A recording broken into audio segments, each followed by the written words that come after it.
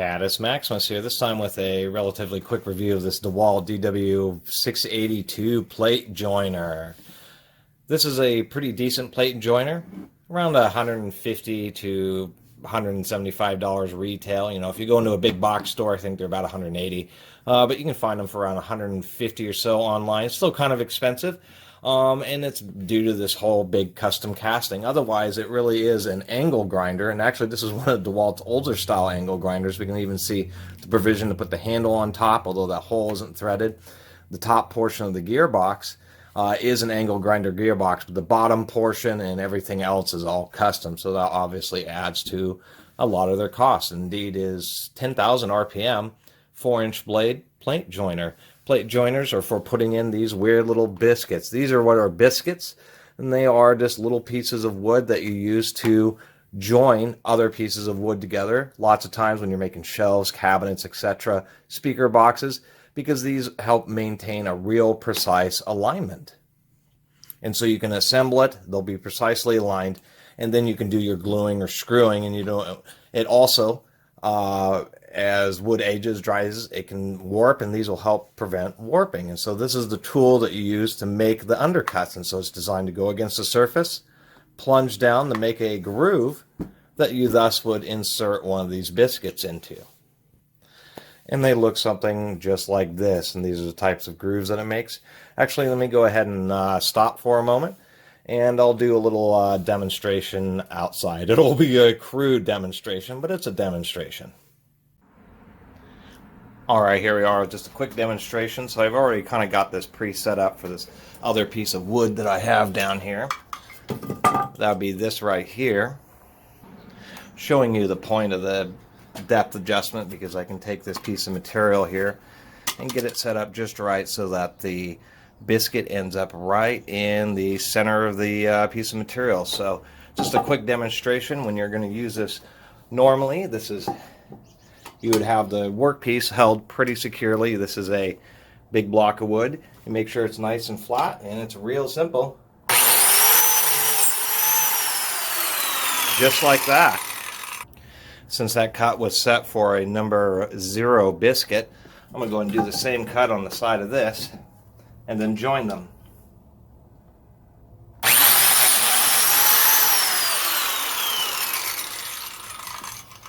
There we are. We take our number 0 biscuit that we have there. Sometimes they'll go in there just fine, but you usually just need to tap them a little bit. And it went in there. You also try to make sure that they're even. I didn't get this one very even. It may not sit flush.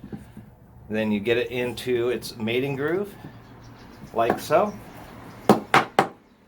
And now we have a piece of material that is well secured, it's ready for gluing, and it's going to stay in place. And so we did it with precision. It's now flush with this surface as well. And that's really the thing about biscuits. Isn't really so much for structural integrity, it's for aligning everything so that when you do glue it or use screws to fasten something together, it's all held nice and straight. And that's why they're always so odd. They kind of are overpriced, to tell you the truth, but they just don't make very many of them. They don't sell a lot of them, but when you get used to using one, you really like to use it. So I'm going to do another shot here, this time using a number 20 biscuit. We'll go ahead and turn the dial here for the 20 biscuit setting.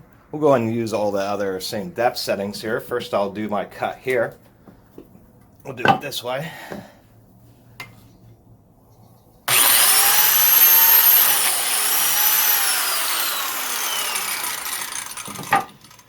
Now I'll demonstrate the reason this has the ability to bevel. Is we have kind of an angled surface here.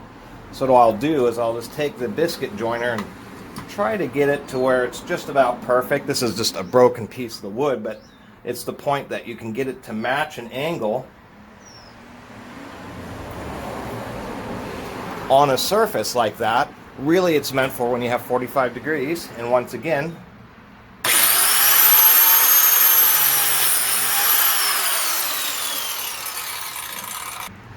we have our join pieces of material. We'll put our biscuit in, try to get it a little more centered. These biscuits are a little thinner. Sometimes they just pop right in with just with your hand, and pop that in right there. And I didn't get it perfectly straight, but the idea here, let me drag this forward. This is heavy. Would be that once you did that, you could have a smooth and flush surface with the material matching whatever bevel that you have, usually 45 degrees. So that was a pretty crude demonstration, but it generally describes how, or shows how this tool functions and works. So one thing I was going to mention is that people have had some issues. There's even some YouTube where this bottom plate doesn't quite sit flush with this frontal portion here. And the deal is the fence, which is this part that folds down, which is what you would use to help align it and keep it parallel against the surface. From the factory, it is basically aligned, the fence and this whole moving portion, or this front portion that has all the fence is what's aligned to the blade. The DeWalt does have a little bit of play in there. If I do this, I don't know if you can see it that much, but there's a little bit of play in the mechanism because this always gets filled with sawdust, and if it is too tight on the slides, then it's going to bind up, and that can be a dangerous situation. So plate joiners can be pretty accurate, but they're not a piece of stationary woodworking equipment, and I think some people expect them to be that way, and they're just not. They're a portable piece of equipment. Anyway, the fence and this front portion is, so what they're doing is they're loosening these screws and readjusting it, and they actually maybe so that when you're running it across this bottom plate, it runs all even, and that's actually not a good idea. There's little washers under these screws, and the worst case scenario, like on this one where there's a bit of a lip, pull out the screw, take that washer, and put it on the other side to shim up the bottom plate to meet this front cast aluminum shoe. Then you'll have the plate, everything will be parallel, because otherwise, if you're adjusting this, you're readjusting it to be parallel with the bottom plate, but it may no longer actually be parallel with the blade. So, as you can see in the demonstration, that's what most times you're doing 45-degree angles, but that when they talk about the fence, that's what this portion here is. And, you know, it seems to work pretty well. Online, they said there was a detent for 45 degrees, and there is no detent for 45 degrees, so that does annoy me a little bit. But it's not the biggest deal. I do like the height adjustment on this one. I like a couple things about it. One, that it has a block that pinches, so it actually holds really tight. It isn't just like a bolt pressing on the edge, so it's not damaging it. And then, of course, the adjustment's really smooth just because they have, here, let me lower this. It has this gear track, and then this is a one long toothed bar, so it actually raises and lowers it in parallel pretty well. It's pretty easy to adjust, and actually I did like that a lot. And I like that it's just using a 1/4 inch through screw, so if you ever strip out the screw, you can just tap it out and put another one in and replace it. So I thought that was actually pretty nice as well. Really do like that feature a lot. I like how smooth that operates, and that's actually pretty tight. And then if I can get a closer look, I'll show you the block, but you can see there's a pretty large block that presses against the dovetail there, and works well. And of course there is some graduations, and just a tiny little arrow. Would be nice if they would have put a red dot on it. Everywhere else they have little red markers where the center line of the blade is, center line of the blade. You know, when you have this front down, you still can see where the center line is. It's definitely pretty decent. Porter cables are probably the most common plate joiner, but you know, Makita and everybody else has them.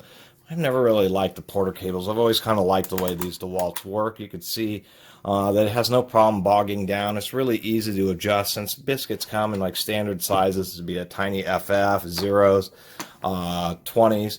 It's so nice just to be able to twist this, just to be able to do, you know, either max or set it to 20, or just be able to do a 0 right with a nice red marker. So it's just super easy to adjust, and the action is pretty smooth, and changing the blades pretty easy because you just pull out these 4 screws. There's a couple location pegs to keep the plate flush, and you just pull out. It comes with a little Torx elbow wrench, and you just pull that up. There's actually a hinge, so this is hinges for, and just like an angle grinder, you'd press the spindle lock button and then use their funky wrench here to go ahead and remove it. It is not using a 5/8 11 angle grinder thread. It's using, like, I think a metric 10 millimeter thread.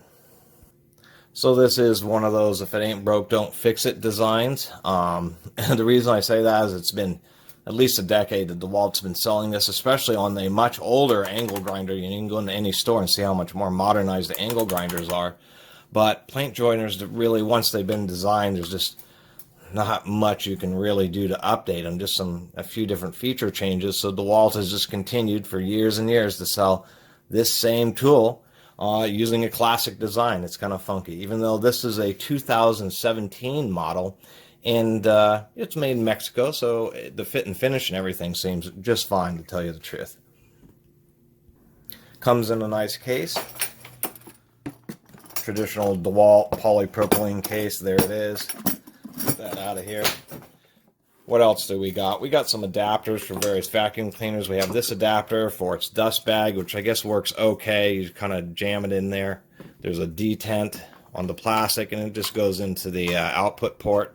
In my demonstration, I had nothing in there, and don't do that. I kind of regret that, because it'll just shoot the stuff right back on you, the chips right into your face. What I like is that it has this other adapter which you can rotate around, so when you snap this thing in, it actually holds in pretty well. It's surprising. There we go. That's what I should have done that way. It would have had an elbow and it would have shot it off to the side. So I do like that they include that. I like that it holds in there really well. To tell you the truth, that will not fall out if you have a vacuum cleaner hose attached to it.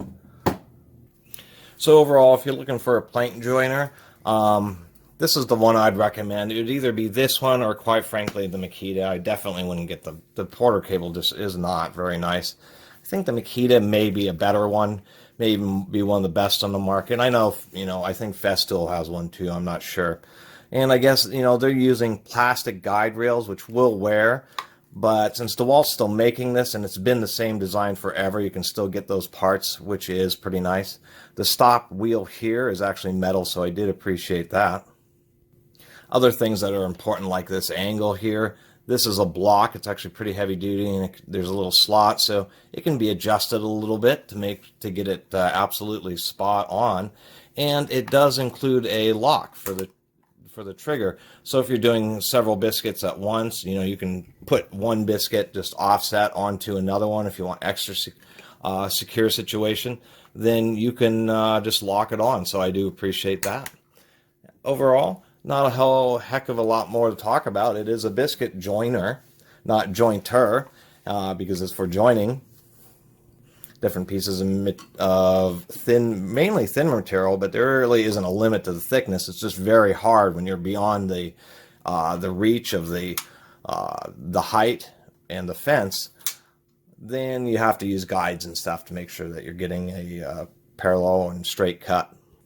And so that's what one of these weird tools is. You do have to be careful of them and be careful with them. I had one a couple years ago, loaned it to a friend, and they dropped it, and I just said keep it. And actually I don't hang out with them much anymore, because they were kind of that kind of person. Drops it, brings you a broken tool, and then just says sorry. Doesn't even offer you a cup of coffee. It's kind of like... Anyway, that should be the end of my review for this. You can find them used this is a very short duration use type of tool, because you just do a quick plunge. It's not like they're on, they're only on for a few seconds at a time, unless you're in like a cabinet shop. And always kind of odd. They're the type of thing you're like, oh, I don't ever really use that, until you want to build like a decent set of shelves or a decent set of maybe cabinets, speaker boxes, something like that. And then these actually come to their own, because they just allow you to take and cut those sheet products, put little biscuits into the edge of them, and then get the whole thing assembled and have it be straight and true. As long as you cut it straight and true, these will help hold it straight and true while you're doing your gluing and fastening. And then additionally, they'll help keep it that way over time. And the biscuits, they just come in, I do get Porter cable biscuits, and that's just what they come in. So I can go ahead and leave this wordy review at that. Haven't done a lot of power tool reviews lately, and just picked one of these up for a great price.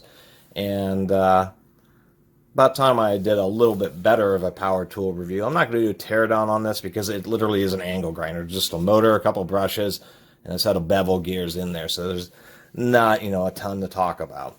One thing I was going to mention is one person has been complaining about long intros, and I even thought, for for my videos, 5 seconds, a little bit long, so I'm going to reduce my intro to 3 seconds long. The other thing I was going to ask is if anybody knows, I've been trying to hunt down, eventually I will, but I got these odd sockets, and they're just, the unfortunate issue is I've never heard of one of these before came and read it. They're all the same brand. They're these EXMS sockets, but there's a bunch of computer stuff with that, so when you search for EXMS sockets, or tools or 3/8, you just get all sorts of stuff. It's very difficult in Google, but they're these really odd sockets with recessed drives, and then like these two have like these bell housings. I think there's some kind of sensor socket, something that may be used with diesel engines, but I found 3 of these things and figured somebody may know what they are. Anyway, I really appreciate everybody watching and subscribing, and if you haven't subscribed, please do. Until next time, Catus Maximus out.